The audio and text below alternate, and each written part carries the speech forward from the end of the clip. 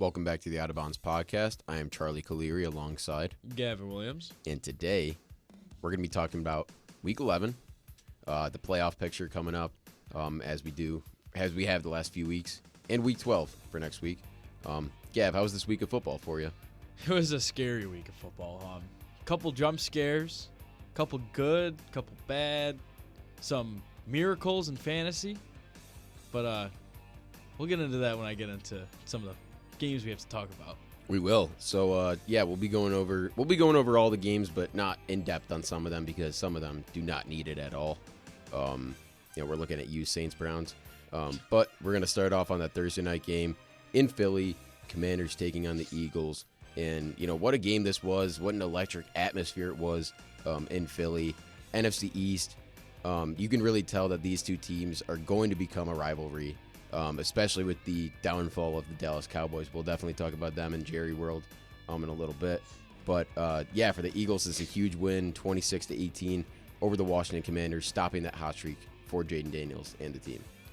Yeah, I mean, someone who can also help stop that streak was Saquon Barkley. He had 146 yards with two tutties on the day. Just absolutely lit him up on the ground. Yeah, and Jalen Hurts added 221 yards in the air as well. Of course, adding to what he did on the ground too. And then on the flip side for Washington here, I mean, Jayden Daniels, still a really good game, 22 for 32, 191, a touchdown, and a pick.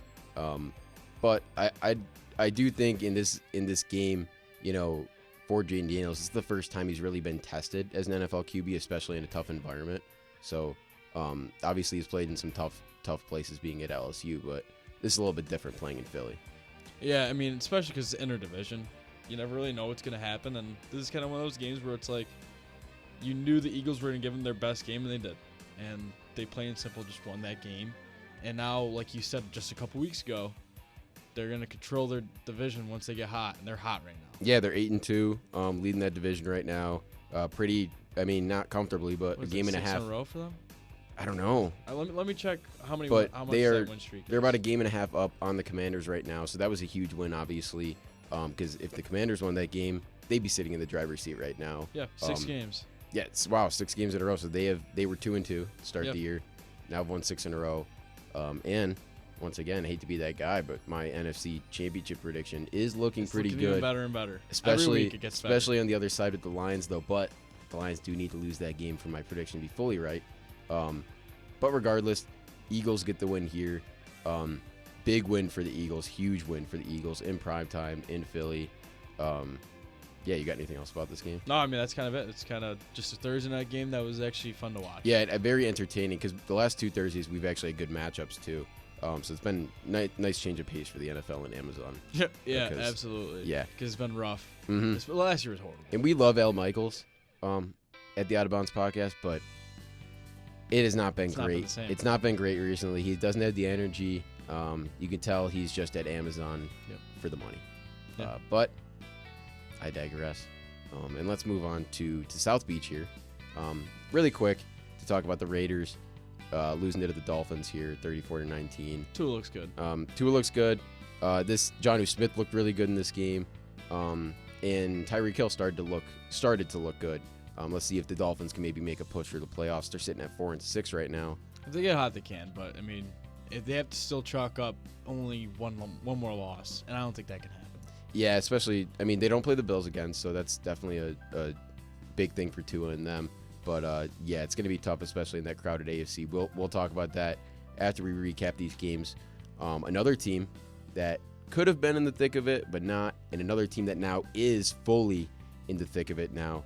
The New Orleans Saints beating up on the Cleveland Browns 35-14 in New Orleans, and you want to talk about this guy right now? Yeah. We'll talk about him right now. We got Taysom Hill. I'm just gonna start out right here. He's the fantasy MVP of the week. Just absolutely baller from the kid. He had 7 carries on the ground for 138 yards. Chalked up 3 touchdowns. And those touchdowns and those 138 yards were all well earned.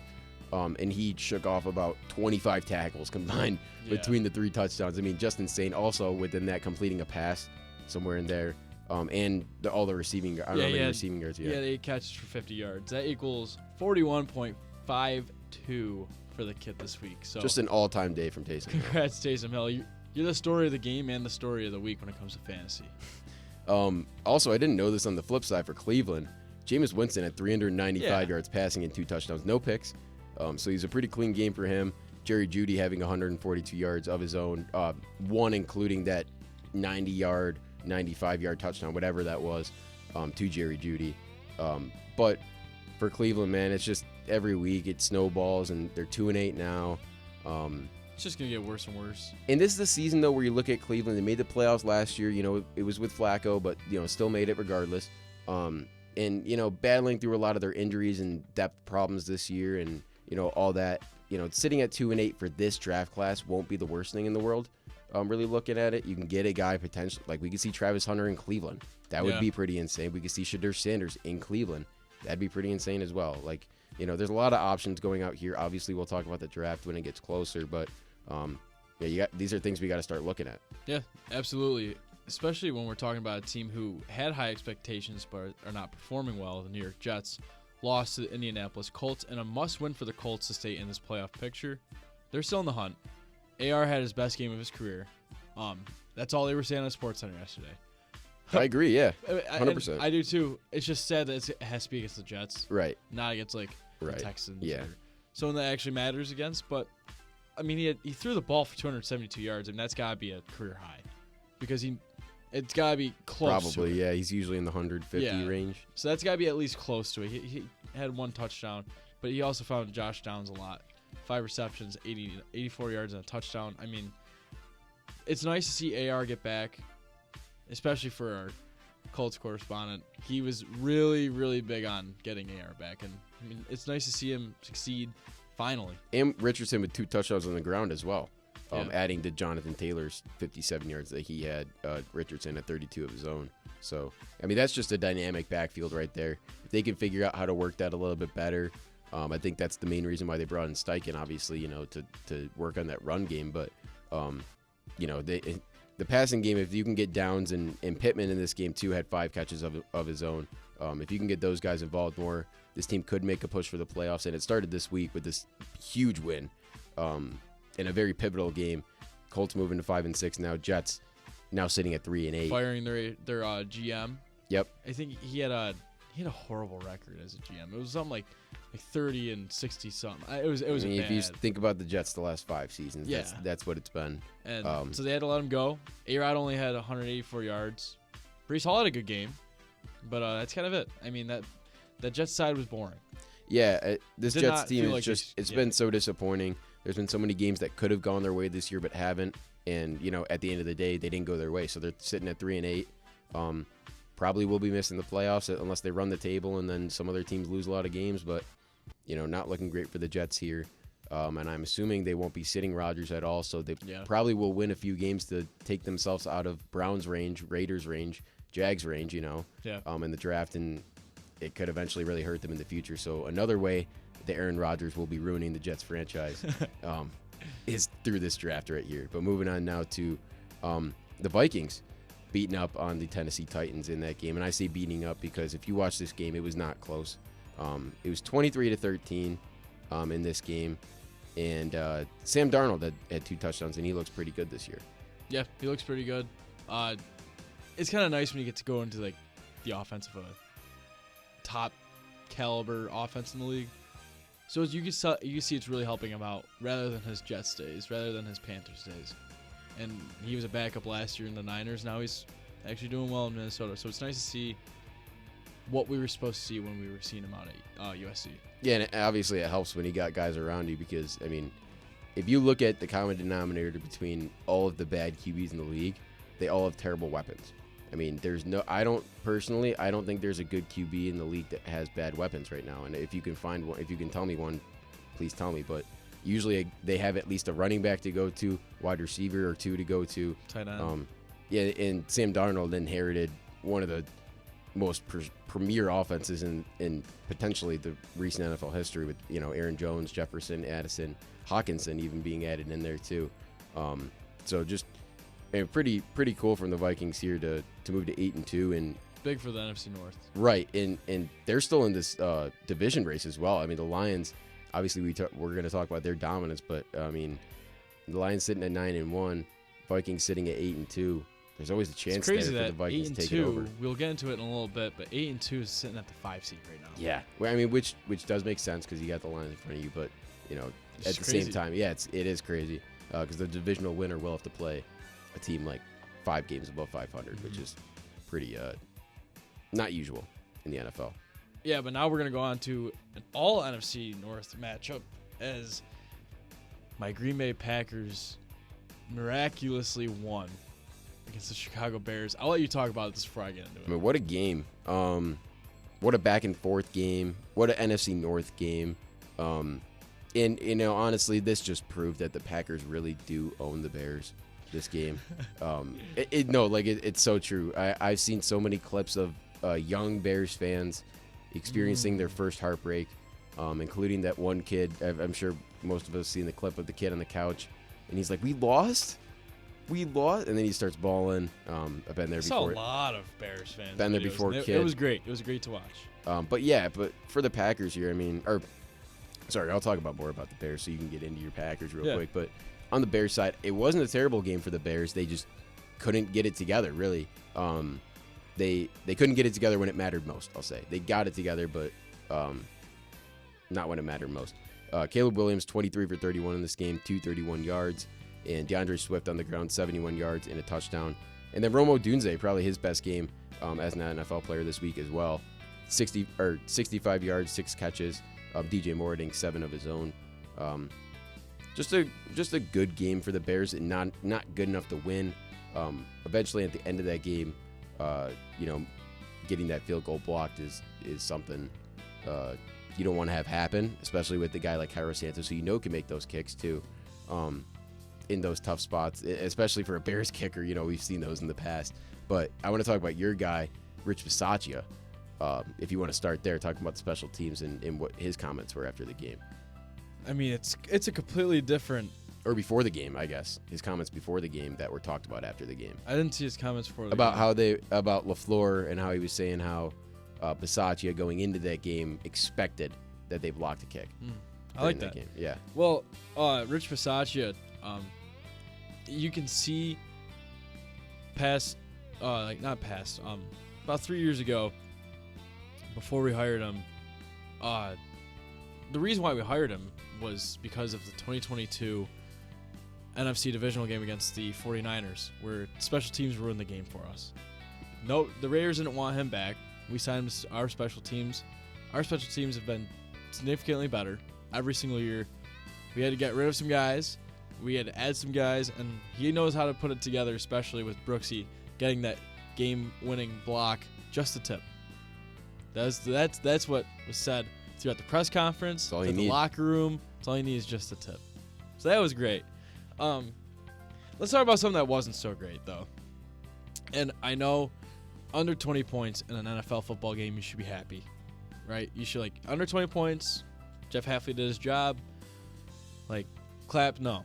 That was this disgusting game from the defensive side of the ball from the Packers. Because even though it was 19 points, it felt like a lot more. I don't know why, but seeing Caleb Williams just run. Because they had a lot of good drives that got down, Yeah. but they settled for field goals a lot. So I think that's maybe why. And it was Because they just had long, good drives. They did. They had long, sustained drives. They had the ball for more than half the game. They had it for 33 minutes, and Packers only had it for 22, something like that. It was just disgusting to watch. And I'm glad that this one was in Soldier because I can't wait to go back to Lambeau in Week 18 for this one. But Yeah. Jordan Love's got to stay away from the picks. He played a good game except for that one play. The offense actually played decent. It's weird because we only had for the time we had the ball, we actually looked good on the offensive side of the ball, especially Josh Jacobs with 76 yards, who does not like to go out of bounds. I saw this. He wants to put the fear in his defenders, so he's not going to willingly go out of bounds. And there's this clip of him running, pointing at the defender to come tackle him, and he lights him up. And it was great. Is that this week? Or That was this week. Oh, wow. I didn't know that. And He's a dog. so Christian Watson, one of the best games of his career. They were saying the best. This wasn't the best. The best game of his career was rookie year against the Cowboys. I was gonna say I thought he had a better He had a game. 3 his rookie touchdown year. game that year. Yeah. That was insane. This was still a good one. 4 receptions, 150 yards. He balled out. I love Christian Watson. I love to see him succeed. But this is like the part where it's like, I mean, we had Jaden Reed had a great touchdown. There was a free play. Got to build on the good and can't build on the bad. And especially going into next week against a better team, the Packers have to fix a lot this week to get the win at home over what we thought was going to be like a number 1 or 2 seed. Not looking at it right now, but they're still, I mean, they still have a chance to make the playoffs, but they just lost this week. We'll get into that. And you're talking about the Niners here, but yeah, part of the reason why I think the Niners are struggling so much, obviously their injuries are helping with that, but I think the mindset going into games of people saying they should have been a 1 seed, 2 seed makes you play a little bit differently going into the game. So I think teams get a little bit more juice, especially Seattle last week. You know, we know that rivalry, how that goes usually, but it's kind of the same thing with Packers Niners. That's a rivalry itself. So it's going to be a hard-nosed game this week, and it's going to be a tough game nonetheless, even if they are banged up. So. Yeah, for both teams, it's going to be a tough game. Yeah. And one last stat for the Packers game, because go Pack Go. The Packers' first game-winning field goal block in 85 years, if anybody was curious. Wow. I never knew that was like a stat, but I saw stat. it, so I knew I had to mention it on this, but I mean, that's weird. Like, who went down in the depths, like, and see, like, when the last game-winning field goal block was? Someone had to get... Like, with time expiring? Like, that's the specific... I think it's a game-winning field goal block. 85 That's hype, though. That's it is. And now it, like, makes me think, like, I was like, I've never seen a game-winning field goal block from, like, my team. And then that solidified that I never actually The only one that I can... I mean, well, obviously there's a few, but obviously the one that sticks out to me is the Monday night game between the Ravens and Browns back in 2016 or 2017. And I know those were the specific years because those were the years that the Browns went on defeated. 0-16. Defeated. And Will Hill ran down the side. Somebody blocked the kick for the Ravens. The Browns were about to win the game. Blocked the kick. Ravens returned it for a touchdown, win the game in OT. Do you remember this? The Will Hill? I do remember yeah. this. Yeah. Will Hill down the sideline. And then they showed Jordan Poyer on the Browns during that 0-16 season on the sideline, just shocked.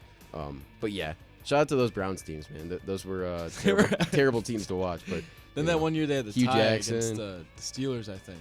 They tied that first game that Baker. Yeah. Oh no, it was against the Jets. It was it was also a primetime game. I don't know if it was a Monday night game, but that was the first time they didn't lose in like almost 2 years. Yeah, crazy. Pretty impressive stuff from the Browns there.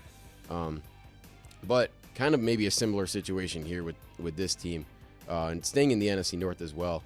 The Lions just absolutely decimated the Jacksonville Jaguars, a whole franchise this week. 52-6, they won, and somehow it felt like more during the game. And the Jags did not score in the second half at all either, which did not help at all.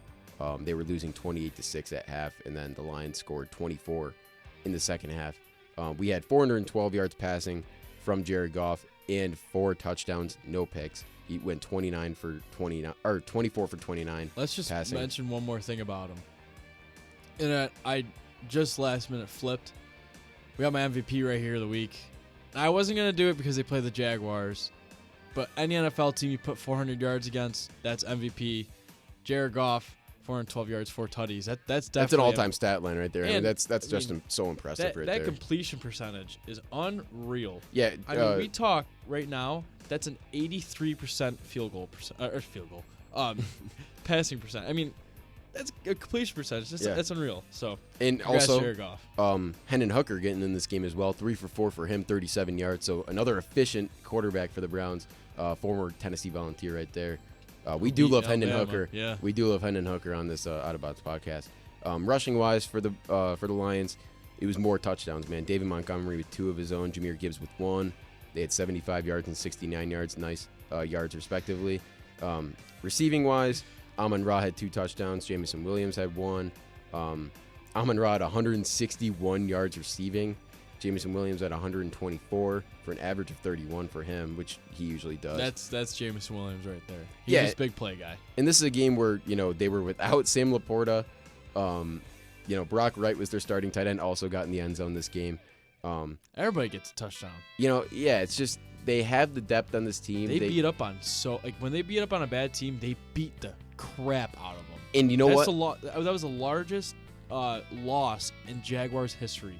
Yeah, and you know what the second largest one was? What? 2 years ago when they played in Detroit. You're kidding me. Swear to God. Wow. Yeah. I mean, that's Pretty sure. nuts. Yeah. That's crazy. The Jags in Detroit is their kryptonite. And I just want to mention this about the Lions and how dominant they are. It all stems from Dan Campbell, obviously, but it stems from the intensity that he instills in practice, in meetings, and it just goes down to the defense. Because I was watching this game, and the offense, they score literally every drive. They scored a touchdown, I think, almost every drive.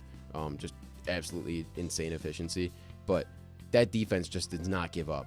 Alex Anzalone, Jack Campbell, Brian Branch, Malcolm Rodriguez, all those guys flying over the middle. That's just over the middle as well.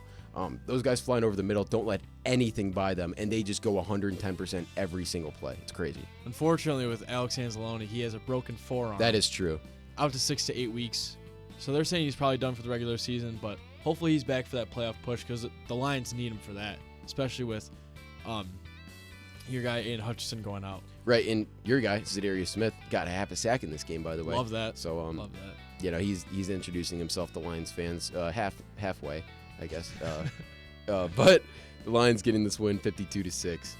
Just domination from the Lions, and not something that we're used to saying, domination from the Lions. I know. But it's pretty cool to say. It's fun. It's fun to say. But now we're going to go on to a different game, which is not a part of the NFC North. I know we've talked about, I think, 3 games in a row. 3 games in a row. Yeah, we've touched on all the teams, yeah. But now we're going to the NFC West, but in the AFC East. It was the Rams visiting the Patriots in a game that it's a close game. It's a one-score game. Cool. Fun. Didn't really feel like it, though. It was kind of an game. I'll talk about Drake May a little bit because, 30 for 40. I like that. This guy's legit. I'll say He's that. good. This guy is legit. He should good. be their starting QB for the future, and they definitely have a guy that they can build He's with. the face of the franchise. Yep. 2 touchdowns, had a pick. I don't know about face of the franchise. Currently, yeah. I think it's so. Ramondre. I think Ramondre's almost on the exit out. I'm not going to lie. Every single year they use him less and less. Because that would be an interesting. Because now you're throwing the ball more. No, So right. now No, you're I agree. yeah, And running the especially ball with less. Douglas being as good as he has this year, both tight ends, Hooper and Henry, being so good. Henry's been a dog. Bourne and Boot have been pretty good, and Polk too. Polk's been pretty so good, yeah. they have weapons this year compared to obviously the last 2 years. They really had nobody Yeah. besides Demario Douglas. But yeah, Ramondre. It's interesting to see if a team like the Rams could be involved with him. I know they have Corum and Kyron, but they could always move on from one of them. You never know. Yeah. I still think Ramondre will stay there, but I'm just saying, like, in the future, the face of the franchise, after this season. I don't know. When is his rookie contract done? After next year? Ramondre? Yeah. Maybe they have the chance to extend him this offseason. I don't know. We'll have to look that up. My prediction right now, I will say it. I don't know if he's going to move teams this offseason, but Ramondre Stevenson will be a Cleveland Brown at some point in his career. I just have a could feeling. picture that. I just have a weird feeling of, I don't know why it just popped in my head, but I just had a feeling of him and Nick Chubb in the backfield there because for whatever reason, I don't know. It's a little right. sidebar there. Yeah. I don't know. I like that still. We talk about the Rams real quick. Stafford had 4 of his own touchdowns. Puka Nacua had a great catch in this game. That was one of them. He had 123 yards in this. Kind of dominating fashion. I know it's an only 1-score game. It was only 6 points. But it felt like a good Rams win, especially against a decent defense in the Patriots. Yeah. We'll move on to the AFC North now. The hood of the NFL is what some people call it. God. And the Steelers won 18-16 over the Baltimore Ravens. A huge, huge game and a huge win for the Steelers and Mr. Unlimited. Mr. Unlimited didn't find the end zone this week, though. No, he didn't. Let me just point this out. In the NFL right now, teams who do not score a touchdown in a game are 2-19. Both those 2 are from the Steelers. Yeah, they beat the Falcons. Yep. The same score, I believe, as well. Yeah, it was 18. Or it was pretty and close. I know they had 18. And then same thing in this game as well. So Chris Boswell. If you told me that the Steelers would beat the Ravens without scoring a touchdown this week, I would have said you were nuts. Because it's the Ravens, let's be honest. And this is taking care of business at home, even when your offense isn't great. This is just hard-nosed football. Mike It's Tomlin NFC. football. It's AFC North football. Steelers football, Pittsburgh football. I mean, this is a classic game. I know we said it last week with It was like with, rivalry week. yeah, I know we said it last week with Bengals and Ravens, how that was a classic AFC North This is matchup. This is But this is an AFC North game. Yeah. This is 18-16. You just got defense on defense on defense in this game. A few field goals mixed in there. 6 for 6 for Chris Boswell, long of 57 in the game too. Pretty impressive stuff from the old kicker right there. But the Ravens, for the Steelers, they did such a good job at minimizing the run game and minimizing the amount of carries that were had. They only ran the ball. The Ravens only ran the ball 19 times in this game. Derrick Henry had 13 for 65. Lamar had 4 for 46. That's not great for the Steelers right there. And Justice Hill had 2 for 13. So they didn't run the ball much this game. And I think that's definitely a factor of why the Steelers won this game, because the Ravens had to be one-dimensional. Yeah, and usually when Lamar's open to running and being crazy, that's when they win football games. But he definitely wasn't like that this week. Yeah, and the Steelers did a great job on the outside guarding the receivers as well. Zay Flowers and Rashad Bateman only had combined 4 catches for 69 yards. Nice. And that was less than Isaiah Likely had. He had 4 catches for 75 yards. So Deontay didn't have a catch either. And Deontay didn't have a catch. So, yeah, it's like the wide receivers got locked up even with all the talent that they got. And even Mark Andrews, too, 2 for 22 from him. So the Steelers did a really good job of just playing defense in this game, playing their brand of football, not shying away from it. And I think this team is very dangerous because they're a team. They have chemistry. And I don't want to say that about the Ravens, but the Ravens just have guys that can go out and win football games. Yeah. The Steelers have a team that can go out and win you a football game. I completely agree. There's nothing to disagree with you right there. And something I just want to point out, it's actually really weird to think about that. We didn't think about this last week. It was rivalry week. Commanders, Eagles, Bears, Packers, I think I Ravens, said that to Steelers, you like Niners, off the air maybe, Seahawks. but I said Yeah. it slightly. Yeah. Chiefs, Bills. Commanders, Eagles, you could throw that in there as You well. can even throw Texans, Cowboys in there. Yeah, the Dallas matchup, yeah. So, it was rivalry. Falcons Broncos was a former Super Bowl matchup, I'm pretty sure. Or no, sorry. It was. When I'm pretty sure they played the Packers in one of them. Yeah, I knew they played And then the they Packers played the Falcons. And I'm going to fact check that right Okay. now, actually. Yeah, so while you're doing that, we'll touch on the other rivalry game that we have to cover. The Seahawks entered Santa Clara and defeated the Niners in what was a masterclass drive from Geno Smith, getting in the end zone by himself with, I think, 16 seconds left in the game to solidify his team with a good win. But Kenneth Walker had a great game, too. 14 carries, 54 yards, 1 touchdown.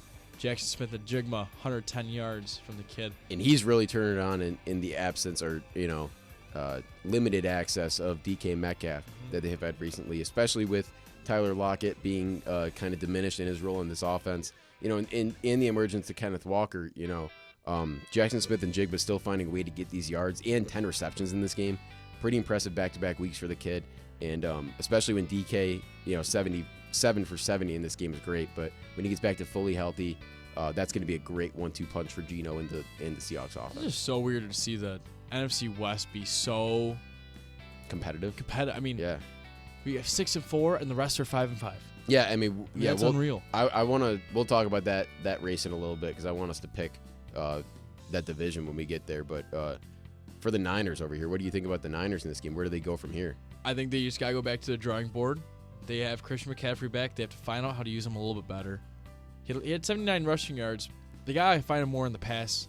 Brock Purdy's got to be more efficient. He's had a bad season. Let's be honest. He's had a bad season this year. And I know they were banged up. Juwan Jennings had 91 yards, but they're going to like Kittle being back this week because he was out for this game. And Purdy really likes Kittle. So Right, and he also loves Juwan Jennings, too. Yeah, he Your does. guy, Juwan Jennings. That's my guy, yep. 10 receptions, 91 yards, and a touchdown. Something I want to point out in this game, Ricky Pearsall did not even have a catch in this game. So even without Kittle and the passing game struggling, you think you would want to get your young receiver a little bit more involved, especially because Debo didn't really get involved much this game Only either. 22 yards. Right, and he had -1 rushing yards on 1 rush as well. So he just didn't. They tried to rush with him, and then they were like, we'll dial it back a little bit. But But yeah, just the Niners, right, like you said, need to get back to the drawing board. They're still a great team. They just need to get healthy. They're at 5-5, so they're not in the worst spot in the world. They're still good. They're very well coached too. So their mindset just needs to be getting the playoffs. Yep. Really. Yeah. Just get in the playoffs and do the rest. Right. Yeah. To finish what they haven't in the years past, I guess. Moving on now to former Super Bowl matchup. It is confirmed. Broncos taking on the Falcons in Denver.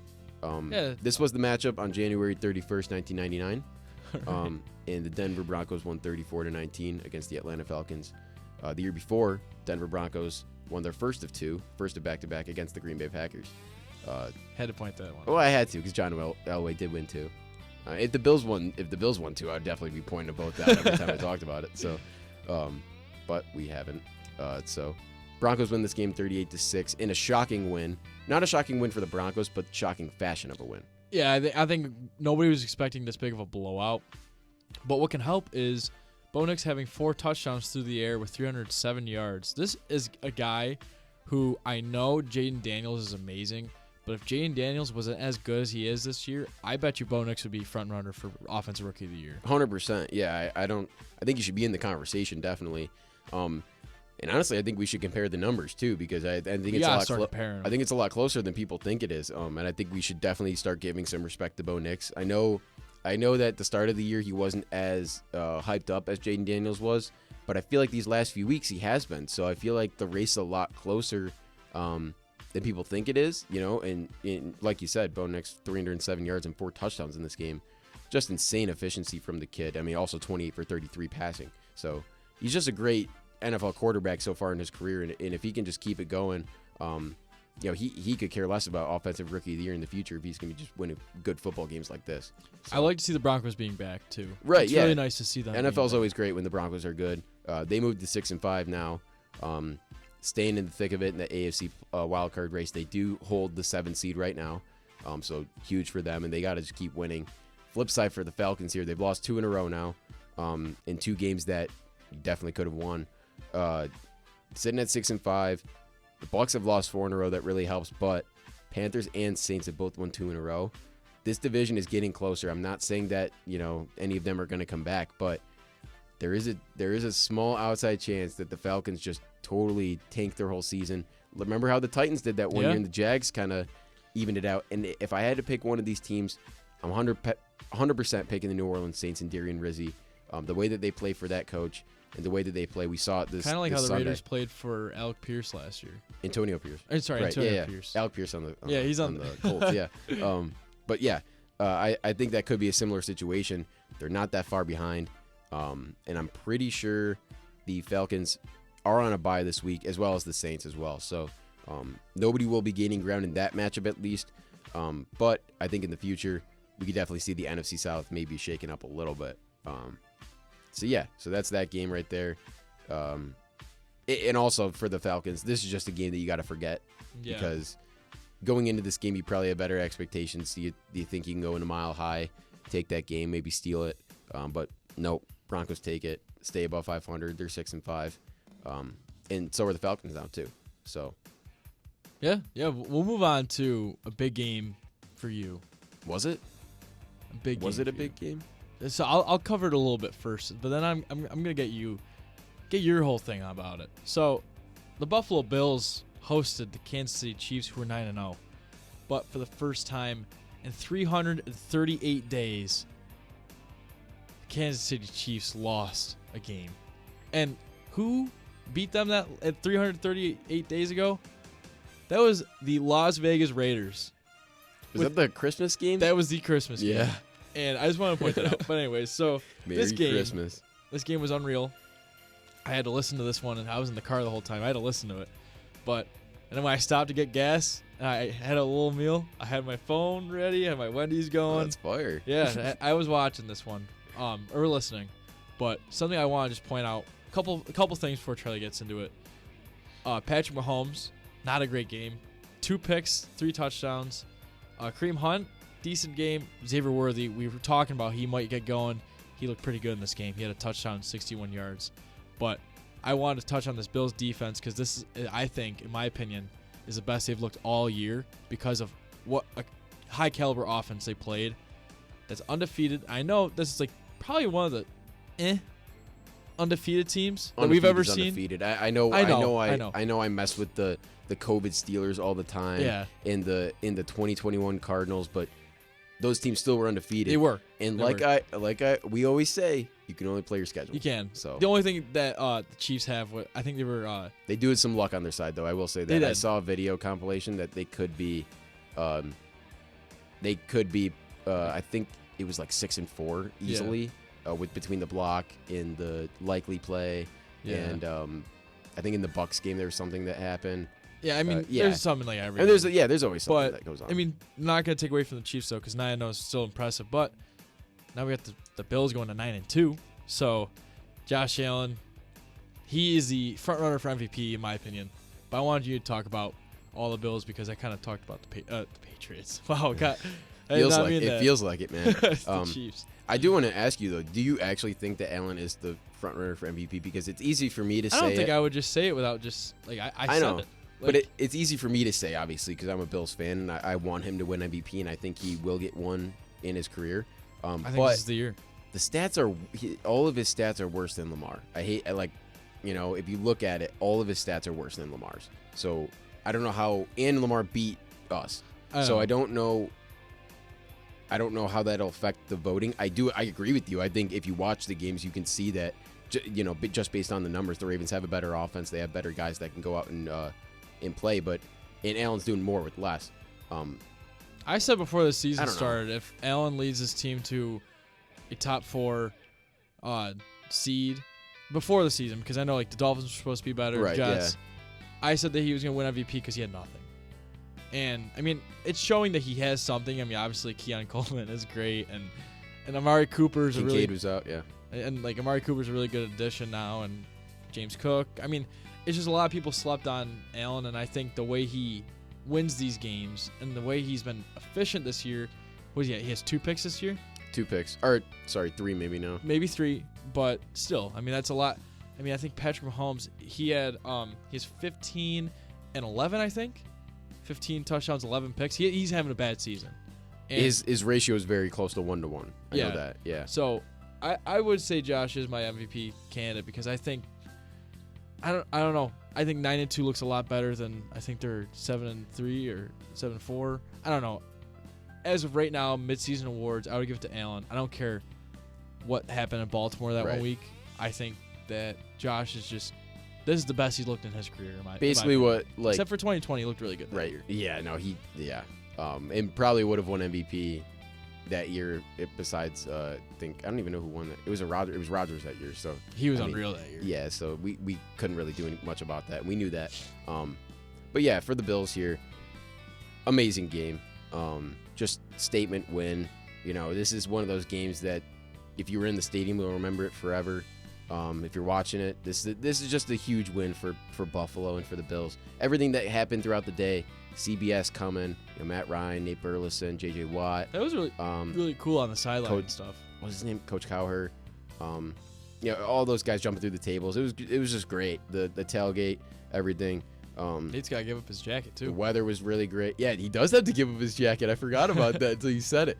And then I want to point out I got some videos from. Shout out to my dad. He was at the game. Shout out to Maria, Tom, Claudia. They were all at the game as well.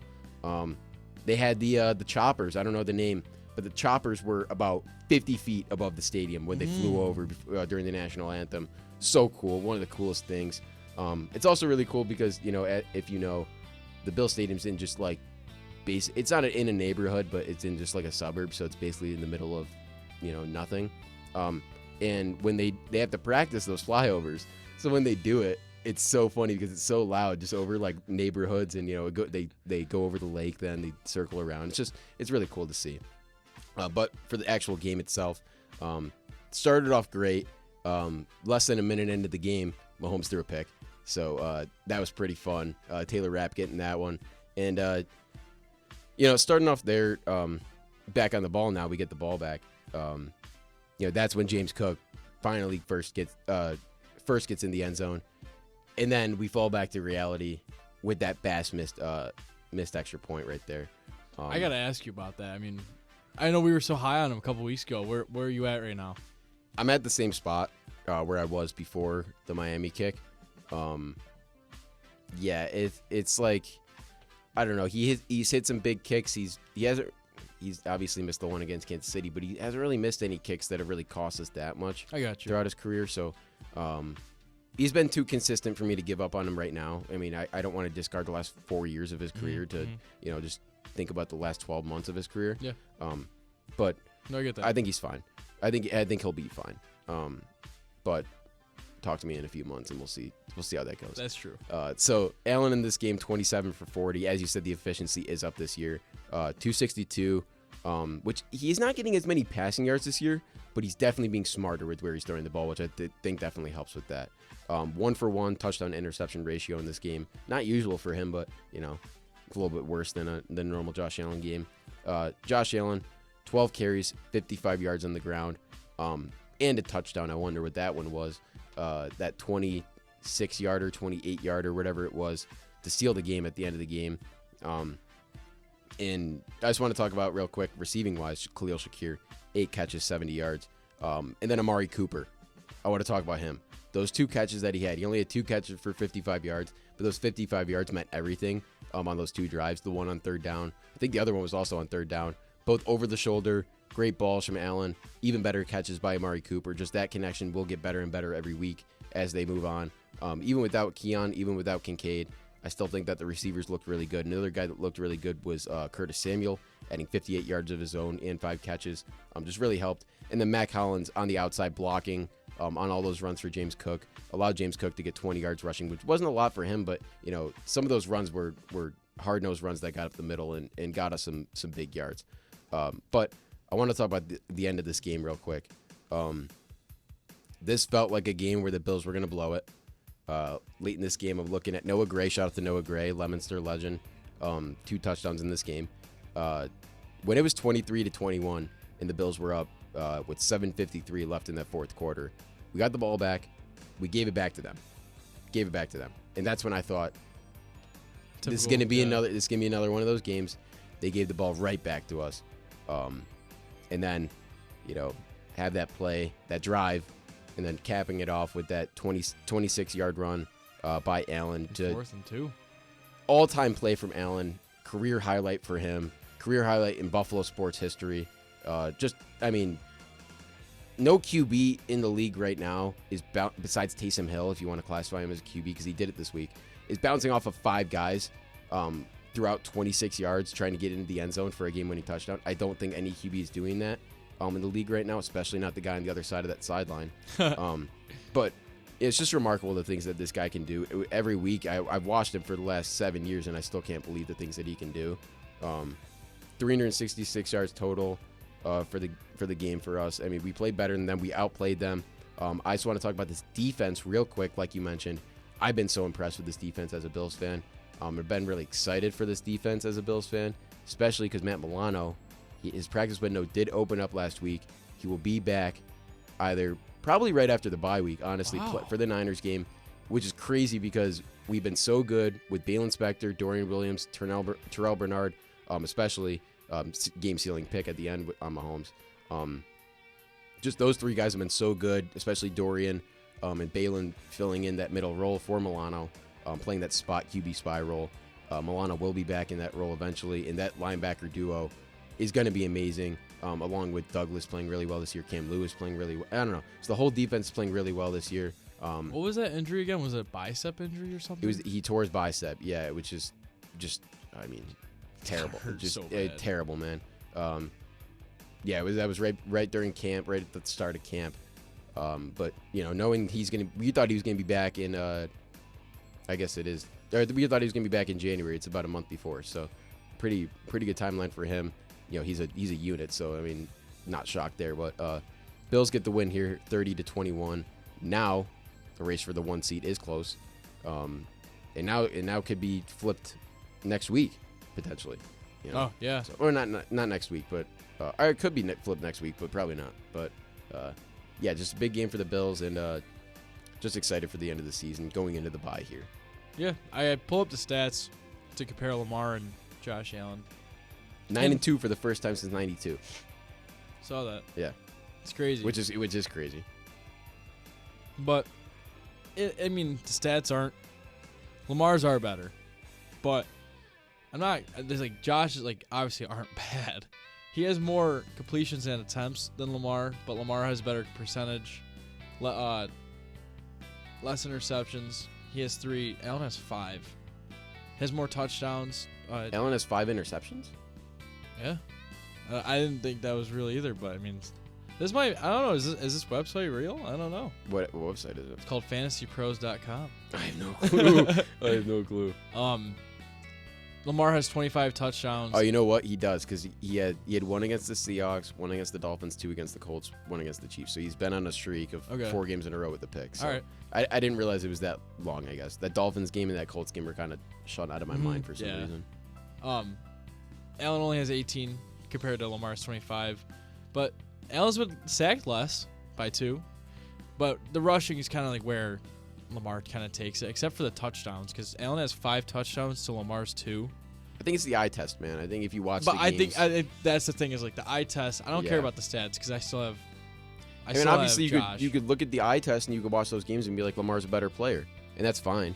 But you can't just look at, like, this is a year where, especially this year. I mean, I think we should be throwing Jared Goff in these conversations as well. That's yeah, just I me. agree, because of his efficiency. Right, but I think this is a year where you need to be watching the games to actually have a good vote for who you think's gonna win what.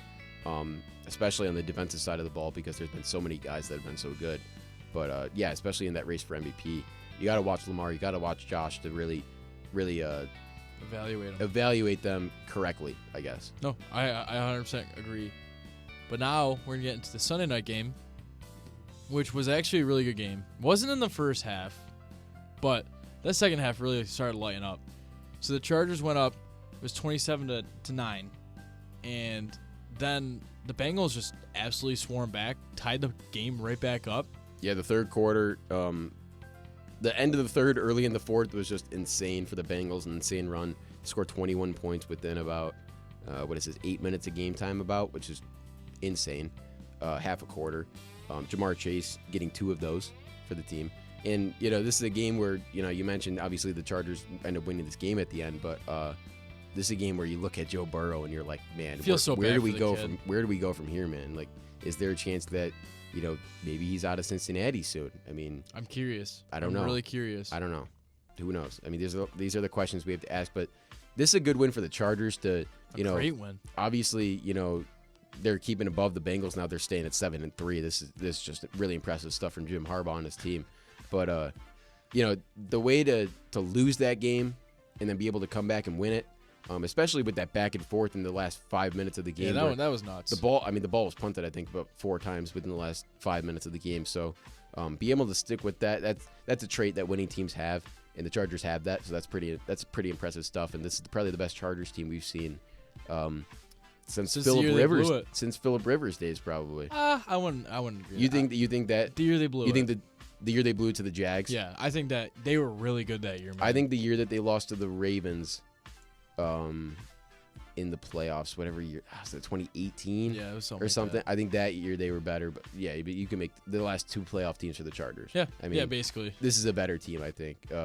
This is, underrated team. McConkey, Quentin Johns, young team. So good for them, young team, being 7-3. So, another team of the AFC, the Bills got to look out for. Yeah, absolutely. I completely agree right there.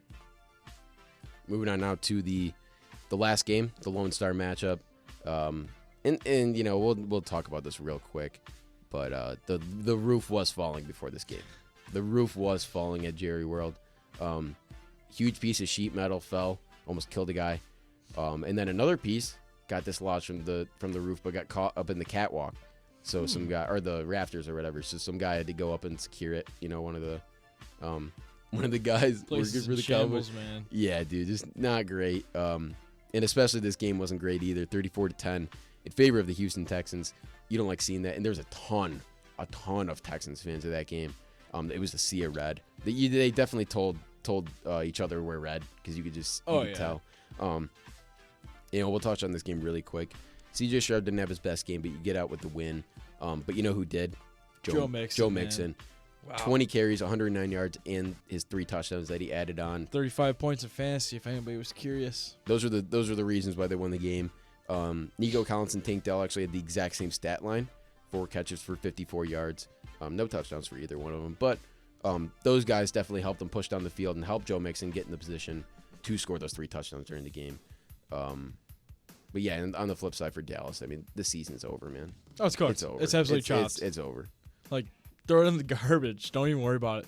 And keep Mike McCarthy all the way to the end. Fire him the first day of the offseason and move on. To who?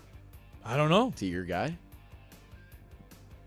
To Dion. Yeah. He's been shutting down the NFL rumors. Well, he did it yesterday with what he said. Did you see that? No, I didn't see He that. said that from an extremely reliable source, if the Cowboys were to draft Shedeur Sanders, he would definitely be in consideration for the job. Who's a reliable source? Deion Sanders. Oh, he said that he would. If Shedeur Sanders gets drafted to the Cowboys, he would consider taking the Cowboys job. Not the Cowboys considering him. He said he would consider taking the Cowboys job. That's what he said. I love that guy, So, man. He's guck. I think he should stick it out. I think you should stay at Colorado, man. He What? started something special there. He's got to keep it going. I just wanted to know what you thought about that. I would hate if he went to the Cowboys, man. I would hate it. that would that would just be really funny. I think it was really funny though. It He was was- like, I'd be fine with taking the job, as you know. Yeah. But yeah, that was that game really. I do want to point out CeeDee Lamb still had a great game, 8 catches for 39 yards. I With don't know how he does it, man. With Cooper Rush throwing 55 times in this game, 354 yards. And 55 honestly, times, man. he didn't play that bad. Yeah, he It's played just that pretty it was bad, Cooper though. Rush.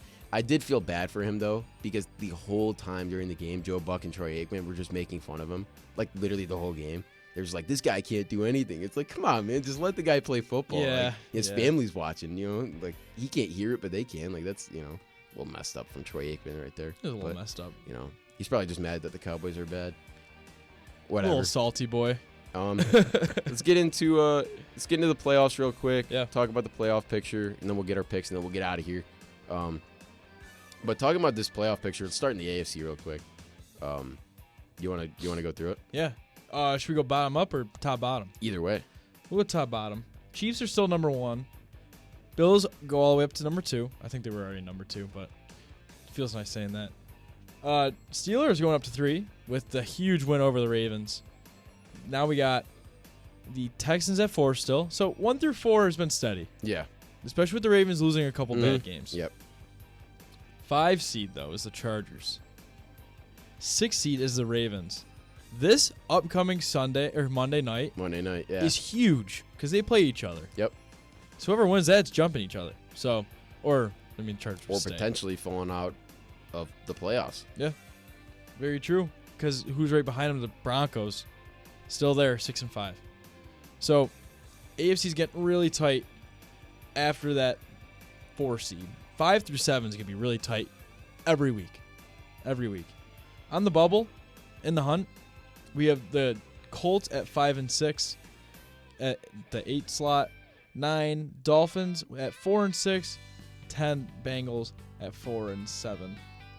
Now, yeah, the Bengals are out. I don't know. I think the Bengals are out. I think They have Bengals to win still- out. I think they got a shot still. They have to win out though, I think they. I know, but because you're not making the playoffs this year in any conference at 9 and 7. They do play the Broncos. The That's second big. last week of the year, they play the Broncos. I And know they that. still have to play. And they play the Steelers. I think Steelers twice. and the Ravens one more. Yeah, Did they play the Steelers twice? twice. And They definitely play the Steelers Browns at week once. 18. I know that. Mm-hmm. And they play the Broncos week 17. So Yep. those are 2 huge games for the playoffs, especially if And the Steelers, Ravens once. especially if the Steelers start to fall off, or if the Ravens are in that spot, they can jump the Ravens eventually. But the winnable games there and winnable seeding games for them, so Yeah. they got to start winning them at some point. And it all started last week, but they didn't get it done. But yeah, flipping over to the NFC Yeah, now. flipping over. Number 1 seed, per usual, the Lions. Number 2, got to jump this week. The Eagles are sitting at 2 now because the Commanders fall all the way to 7. We got the Cardinals at 3 at 6-4. We'll talk about the NFC West in a second. We have the Falcons sitting at the 4 seed at 6-5. Then we have the 8-2 Vikings at the 5th seed. the Packers at 7-3 at the 6th seed. Like I said, the Commanders at the 7th seed. Now, who's on the outside looking in? We have the 8 seed Rams 5-5, the 9 seed Seahawks 5-5, and the 10 seed Niners 5-5. Let's just talk about it now. Yeah, so the NFC West, we're sitting at 6-4 Cardinals, and then the rest of the teams at 5-5. Cardinals have won 4 in a row. Rams and Seahawks both won 1 in a row, and the Niners have lost 1. Right now, if you had to guess, who's making the playoffs out of the NFC West? Not winning the division, like who you can tell you who winning the division, but do you think it's more than one team? I don't. I think one NFC West team will be represented, 2 at most. I think 1 though. I don't know who that one is though. And in my opinion, I think it's between 2 teams. I don't know. I do not believe the Seahawks make it. I'm firm with that. I'm firm with the Seahawks not making it. Now, I don't know. The 49ers, Rams, and Cardinals. I'm not going to count out the Cardinals like a lot of people are because they're a good football team. I think this might be a year where the Niners can fall off and miss the playoffs. This might be the year. I don't want it to be because I think they really have a shot, especially with their upcoming schedule. They have a big shot of making a good run. But the Rams are really good this year. They're all good. The Cardinals are really good this year. I was going to say, I don't know. So I think it all comes down to this Cardinals-Seahawks game this week. Mm-hmm. Not all comes down to it, but a lot of it will depend on the game this week because the Cardinals play December 1st against the Vikings, right? And then December 8th against the Seahawks again. So, and then eventually they also play the Rams and the Niners as their last 2 games of the season. So we'll be seeing these games. This division will come down to the last 2 weeks of the season. It will. And my prediction, because we can start talking about this too, Week 18 Sunday night game, I think will be between 2 NFC West teams. Yeah, which is for the division. For the division or for spot. it could be Niners Cardinals, which would be That'd be entertaining. a great game in Arizona. Yeah, Arizona. Because the Cardinals beat them in Santa Clara. Right. So that'd be interesting. And the Cardinals also mixed in there. They play the Panthers as well. So that's a good win for them. But if I had to guess, I think I'm going Cardinals. I think I'm leaning out of all 4, I'm leaning Cardinals. I'm leaning Cardinals as well. And honestly, my second team would probably be the Seahawks just because they played the Cardinals twice. And I think this week, if and we'll get into our picks in a second here, but I think if the Seahawks can win this week, I think they definitely have a good shot. I don't know if they'll be leading the division if they win this week, but yeah, I think that's definitely a step in the right direction for them if they can win. You know, in the Rams, they're playing the Eagles this week. They got a tough schedule coming up. Rams, Saints, Bills, Niners, Jets, Cardinals, Seahawks. I mean, that's not the easiest schedule in the world. And the easiest game in there is probably the Saints, and they're playing really well right now, too. They are. So, it's tough, man. But the Rams getting back from injury, it's just going to be tough, man. It's going to be a tough race to the end. That's why it's like I can't say a definitive one, but I'm leaning Cardinals if I had to lean a team. That's the one race that every team is involved in. For the first time probably in NFL history, all 4 teams are involved in a division race, which is pretty cool. At least first time in a while. First time in a while, at least, yeah. But I think we can move on now to Week 12. Yeah. In our games for this week. First of all, let's talk about the buys for this week. The Falcons, Bills, Bengals, Jags, Saints, and the Jets will all be on a bye this week. 6 teams. Do you like the Bills bye being this week, or do you wish it was after the Niners game? I don't know, because obviously when you're playing well, you want to just keep playing. Yeah. But I do think that's a game that, I do think that the Chiefs game, especially winning that game, is a good stopping point for us because I don't think we'll lose any momentum. I like that. Because if we did beat the Niners, right, we could be sitting at home after that game and kind of lose focus maybe a little bit. But people are thinking about the Chiefs game this whole week. Okay. You know, getting that juice. I don't know. You know, getting that juice going. So I think we'll be fine. Okay. I think we'll be fine. Yeah, I like that. But those are the Week 12 buys. Yeah, let's talk about the games. So we'll kick it right out. Thursday night, Steelers at Browns. Not much to be said here. I got the Steelers. I got the Steelers as well. I think Mr. Unlimited's going to stay undefeated as Steelers starter. They're going to win their 6th in a row. They're looking good. They are looking good. But another team looking good that we're going to talk about right now, Titans at Texans. I have the Texans for obvious reasons. I have the Texans as well. I don't think you can really pick against them right now, especially with the game they had on Monday night. Yep. And the Titans, yeah, it's really hard to pick them right now. So It's extremely hard. Extremely to pick hard. Right now. This is a game I'll let you touch up upon a little bit. We have Vikings at Bears. yeah, and y'all are gonna call me crazy, but I have the Bears in this game, and I'm just not been impressed with the Vikings. And I think the BS stops this week. I think the Bears get back on it. I liked how they played last week against the Packers, and I think another divisional matchup. Anything can happen in the NFC North games. Anything can happen in any divisional game. So especially being in Chicago, those fans are going to be ruthless. They're going to want to win and want to get back into that playoff race potentially too. So I got the Bears in this one. Yeah, I have the Vikings in this one. I need to make up some games as well too. I like how the Vikings are able to play with Sam Darnold, and I think the Bears had a little bit extra oomph last week because obviously it's rivalry week with the Packers. I don't think they're gonna have that oomph this week. I think they threw it all out, like all their game plan. That's fair. Everything I think they're was gonna on carry the Packers. oomph. I think that's my point. Yeah.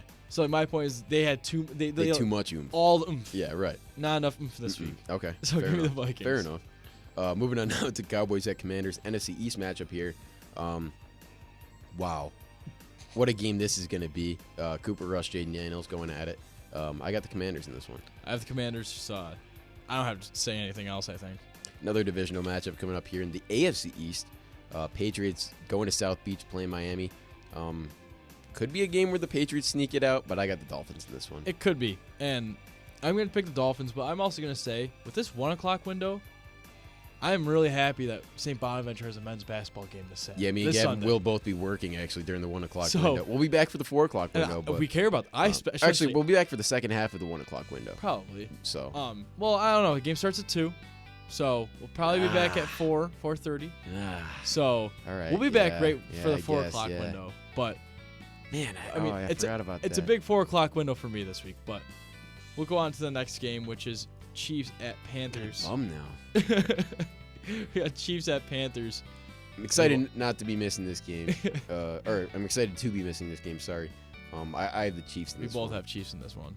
For This would obvious be reasons. great if the Panthers are on a hot streak. So, They're just coming off a Two- bye. 2 wins in a row, on a bye. You Can never Bryce know. Young get it done? I'm saying the Chiefs are coming off a loss, and the Panthers have won 2 in a row. So which And they're coming off a bye. which team is really better? Let's be honest here. I got the Chiefs in this I think one. America would win if the Panthers won this Yep. week. Oh, 100%. Yeah, going on to this is a big game. This is a big game, Because and we let me have- say why. Bucks at Giants. This is a big game for Italians. Okay. Big game for Italians. Right Big. here. All right. What? Tommy DeVito is starting again this week, and his agent will be back. This is just a big setup for Thanksgiving. We know this is the preseason for the Italians right here, and the Super Bowl's Thanksgiving next week when he shows up against the Dallas Cowboys and potentially beats them next week. I will be picking the Giants next week against the Cowboys. That is a fact. I like that. But this lot. week, I got the Bucks. I have the Unfortunately, Bucks too. But we'll talk about something really quick, and the fact that Daniel Jones didn't just get benched; he got downgraded to third string. yeah, he I feel basically bad got for Drew Lock. cut. Yeah, basically. I guess. Yeah, I do also feel bad for Drew Lock. He worked his he got jumped tail on the off. Tommy DeVito was the third guy. Drew Lock was the backup the whole year. But I guess Disrespectful to they Drew saw Lock. something in not Danny DeVito. Tommy DeVito. I think they just know how the team rallies when Tommy's playing. So and especially because last year he went 3-3 as a starter. I mean, and that's way better than what they're doing this year. I mean, they're sitting at 2-8. Yeah. If he goes 3-3, they're sitting at 5-11 to end the season. Yeah. I mean, or sorry, 5-12. I guess if you go 3-4. But yeah, I got the Bucks in this one. I have the Bucks in this one as well. Yeah, in another game right here, Lions at Colts. I'm I gonna got the pick the Lions. They've been blowing everybody out. You can't pick against them right now, and, Nope. and especially the way that this Colts team has been so flippy floppy, wishy washy this year. You can't pick them. I think the next time I pick against the Lions is when the Packers play them, and we'll see if I even pick the Packers in that game, depending Yeah. on how hot the Lions are. Yeah. We'll see. AFC West matchup right here. Broncos at Raiders. And I said to Gab before we went on air, I said this is a game where it feels like it's a trap game. I feel like this is a game where the Broncos could go into Vegas, expect a win to go up to 7-5, which is very favorable for them. But I think this is a game where they could go to 6-6, but I'm not predicting that. I got the Broncos win this game. I also do too. I like how Bo Nix has been playing past couple of weeks. Offensive Rookie of the Year kind of level right there. Yep. Potentially biggest game of the week coming up right here. Cardinals at Seahawks. Maybe the most playoff implications in this game right here. 4:25 on Sunday. I hope this is the Fox game. I'm assuming it's going to be the Packers game, right? Packers Yeah, game. okay. But in Seattle, Cardinals in Seattle. Who are you taking in this one? I'm picking the Cardinals here. I really like how they've been playing 4 in a row, going into Seattle. I think the atmosphere in Seattle's been worse this year. I think that's a very winnable place. It was good for the Bills game. It was. And it got deflated real quick. I know, but I feel like right when they start losing there's no energy anymore. That's fair. When they're usually all the way through the game. I don't know. I like the Cardinals a lot this year. So, for my man Luke Strauss, I'm picking the Cards. Yeah, I love Strauss too, but I don't know. I think something about the 12th man, and especially with how close this game is, I think this is maybe a divisional game where, sometimes the divisional games come down to who's home. And I think sometimes this might be one of those games, and I think Seattle knows they need this game to stay in the playoff race and to be in the playoffs, especially with them playing 2 weeks from now as well. I got Seattle in this one actually too. All right. So going on to big game for me this week. The 49ers go to the Green Bay Packers. I got the Niners in this one. In the past, it's been the Niners. I think this game it'll continue. I think they get a bounce back win. I think the NFC West has a great week overall. And I think we're sitting here next week sitting with, 3 teams would be at 6-5 by this time next week. That's my prediction. All right. I have the Green Bay Packers winning this game. I'm not picking against my Packers, especially in a big rivalry. They lost to the Niners last year. There's going to be a lot of anger in that locker room. So expect the Packers to come out, and I expect Josh Jacobs to be rolling this game because Jordan Love, I love the guy. He's been throwing a couple too many interceptions. So if you see Josh Jacobs, especially the way he's been rallying, pointing at defenders to come tackle him, I like the way he's been playing. Give the ball to Josh Jacobs. And if it doesn't work, then we'll throw the ball. But right, give me the Packers. All right. Moving on now to the last NFC West team hosting the Philadelphia Eagles, the LA Rams, hosting them. Could we see all 4 teams be 6-5 after this week? We honestly could. I like the Eagles. I'm still gonna pick the Eagles, but they're hot. They're hot, but this could be a game where they're not. From now on out, the Eagles Sunday night. The Eagles are gonna be hot. But there's always going to be that one game where it's like they could lose. And it's not going to be this week. I got the Eagles. I got the Eagles as well. But like I said, this could be a game where if the Seahawks win, the Niners win, and the Rams win, every team's tied in that division with 6 weeks left to play. That would just be insane. Except for head-to-heads. That's the only tiebreaker. That's the best scenario I think that we got. I don't think it'll happen. I think the Eagles win this game, but I'm hoping the Seattle Seahawks win that game.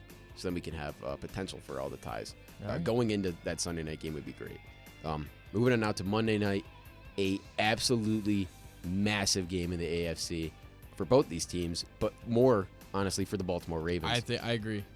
I completely agree here. Baltimore Ravens traveling to SoFi.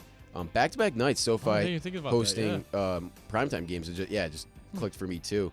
I got the Chargers actually in this game, moving to 8-3. I just have not been impressed with this Ravens team, especially last week. And I think that has to do with the run game.